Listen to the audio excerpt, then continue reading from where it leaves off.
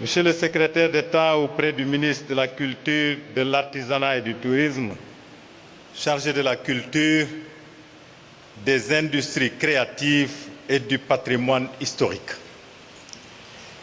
Monsieur le gouverneur de la région de Ziguinchor, Monsieur le préfet du département de Ziguinchor, honorables députés, Monsieur le président du conseil départemental de Ziguinchor, Monsieur le maire de Ziguinchor, Monsieur le colonel commandant la zone militaire numéro 5, Monsieur le colonel commandant la Légion de gendarmerie de Ziguinchor, Son Excellence, Monsieur l'évêque de Ziguinchor, Monsieur l'imam Ratib de Ziguinchor, Monsieur le président de l'Association nationale des familles de victimes et rescapés du Diola, distingués élus, notabilités religieuses et coutumières, chères familles des victimes et rescapés du Diola, Mesdames et Messieurs, honorables invités. Nous nous retrouvons ce matin unis dans le souvenir et le recueillement pour commémorer une tragédie qui a profondément marqué nos esprits, nos cœurs et notre conscience collective. Il y a 23 ans, en cette date fatidique du 26 septembre, la catastrophe du Diola a emporté plus de 1800 destins, bouleversé des familles et communautés entières et laissé derrière elles des blessures indélébiles. Je suis venu à Ziguinchor ce matin vous porter en compagnie du ministre Amadouba et du secrétaire d'État Bakary Sarr le message du président de la République, son Excellence M. Bassirou Diomaye Diakhar Faye, et du Premier ministre M. Ousmane Sonko. Le chef de l'État et le chef du gouvernement m'ont chargé de vous réaffirmer la compassion et la solidarité de la nation tout entière et l'engagement infaillible de l'État auprès des familles des victimes et des rescapés. Comme vous le savez, le président de la République attache une importance particulière à cette commémoration qui doit faire l'objet d'une communion de tous les Sénégalais. Ainsi, il nous a demandé de veiller à ce que la mémoire du Diola soit honorée dans le respect le plus absolu et la dignité des personnes touchées. Mesdames, Messieurs, en ce jour de souvenir, nos pensées se tournent d'abord vers celles et ceux qui ne sont plus parmi nous. Nous nous souvenons de leur visage, de leur voix et de leur place dans notre communauté. Nos pensées vont aussi aux rescapés et à leurs familles dont le courage et la résilience face à cette terrible épreuve forcent toujours notre admiration. À tous, nous disons que nous n'avons pas oublié. Le souvenir du Diola reste à jamais ancré dans notre mémoire. Aussi, je voudrais demander à l'assistance de bien vouloir se joindre à moi pour une minute de silence et de prière pour les victimes.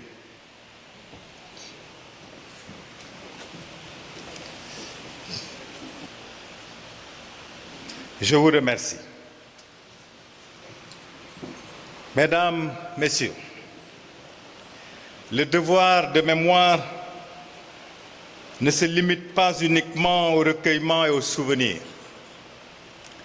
Il appelle également de notre part des engagements.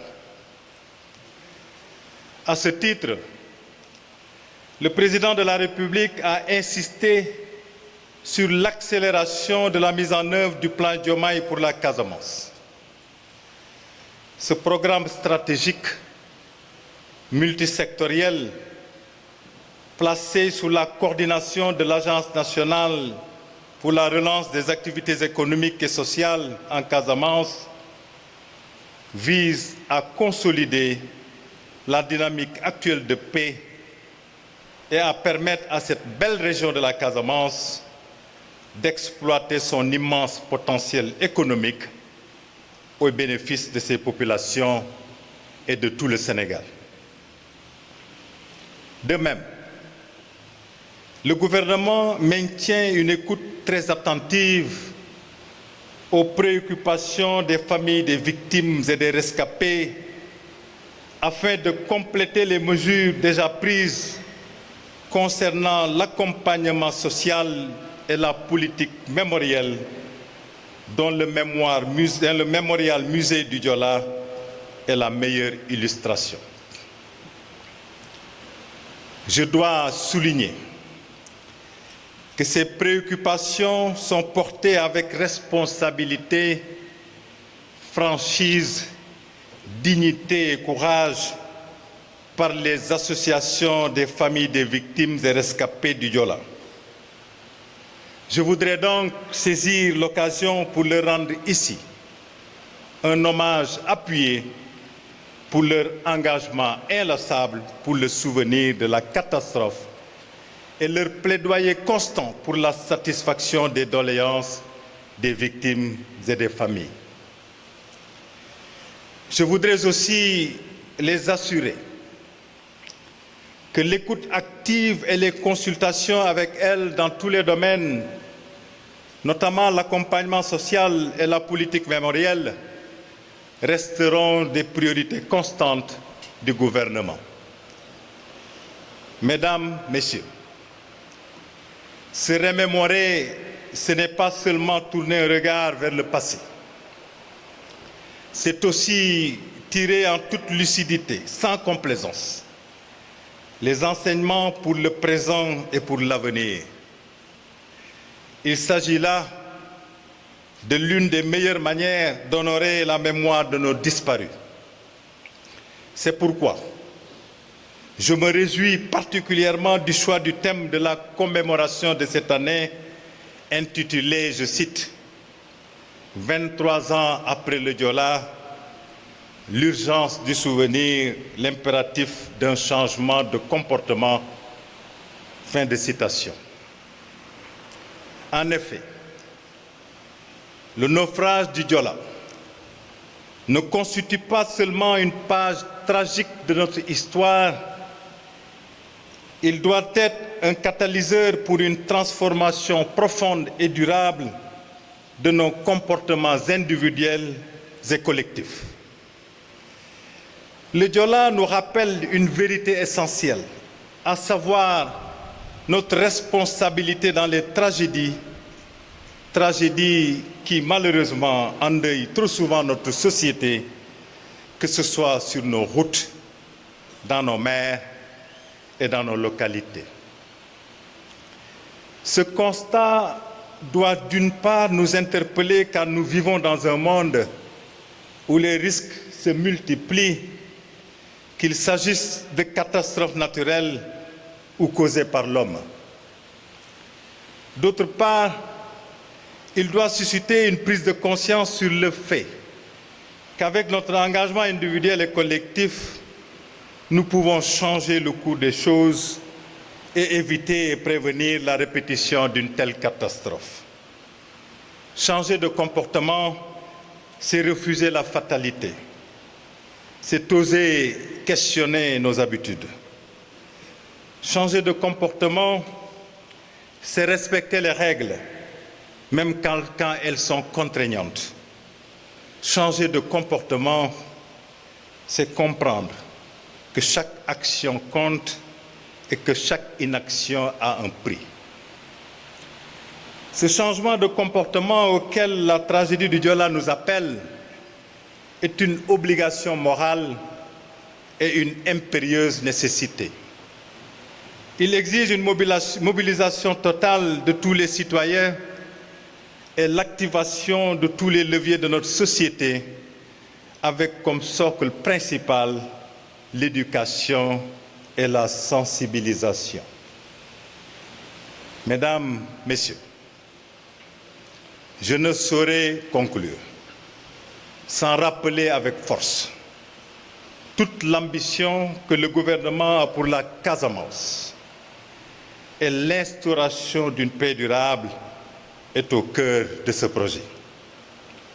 Aussi, je tiens à saluer l'engagement des autorités administratives et locales, des notabilités religieuses et coutumières qui œuvrent inlassablement à asseoir la dynamique de paix dans la région.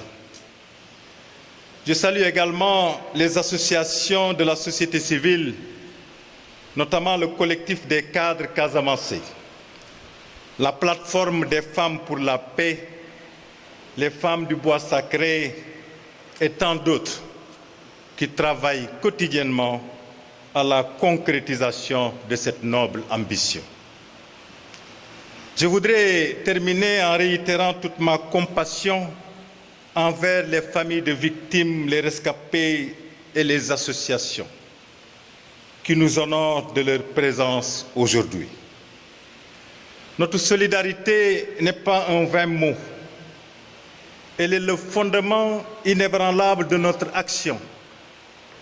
Au-delà des discours, sachez que le gouvernement reste profondément engagé à vos côtés, non seulement pour honorer la mémoire de vos proches, mais aussi pour faire des enseignements de cette tragédie un levier de transformation de notre société. Que le repos éternel soit accordé à nos disparus. Que la force et le courage continuent d'habiter les familles et les rescapés. Je vous remercie de votre aimable attention.